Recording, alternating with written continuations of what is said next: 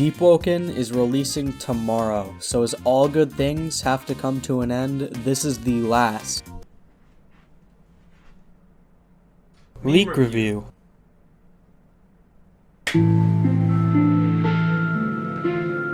So I'm dedicating this segment of the video to covering everything from Agamatsu's stream today, or at least the important parts. The first thing I'd like to note is the fact that some of his moves have stars on them. I think this correlates to the strength of the mover item or perhaps the rarity. We also see that when he uses his wind moves, the moves themselves are what temporarily change the color of his great hammer, meaning we have direct video confirmation that the leaks we've seen aren't enchantments but instead abilities. Next up, we have the title screen and menus of the game. Pretty insignificant, but nice to see. There's also this cool animation when he joins into the game and wakes up. The last majorly important leak I'm going to cover from the stream is this scene where Agamatsu joins in and gets jumped by NPCs. He ends up dying and shows off the dying animation, presumably by accident. He leaves the game before we can see what getting killed actually does. And there's more information we got from the stream, like some moves Nano Prodigy used, but I'm not really going to address them since they're pretty minor and I'm just outlining the major topics.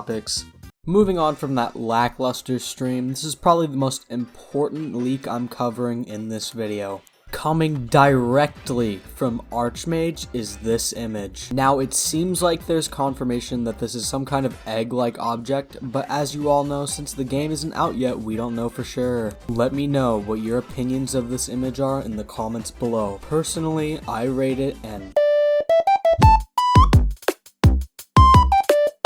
Though not adding anything new to what we already know, here's some nice recent screenshots from the Not Dave showing off a pretty clean Vesperian mask, and Verlius showing off his guns, and yet again another orange floaty thing.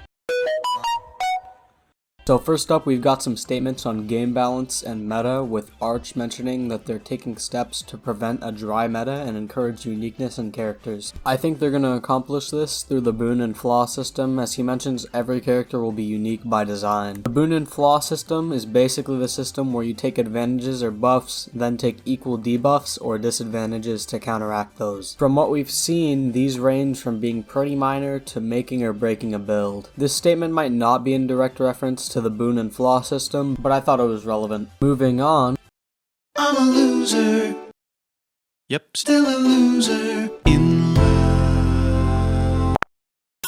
The basics of the game will take a few hours to learn. On top of this, we don't actually know shit about Deepwoken. The devs just want us to think we do, so we're blown away on release. Magic won't have any restrictions when it comes to what you can use, and there's nothing race locked. We also have news that you don't pick your character's gender, but you can wear whatever you'd like, masculine or feminine, unlike Rogue Lineage. You also get to choose your name. Finishing off this video and my final leak review, the developers have changed the description for Deepwoken in preparation for release tomorrow. If you haven't already, join my Discord server in the description below. If we hit 1,000 subscribers before December ends, I'm going to be giving away 3 copies of Deepwoken or 400 Robux to 3 winners. To be eligible for the giveaway, make sure you go ahead and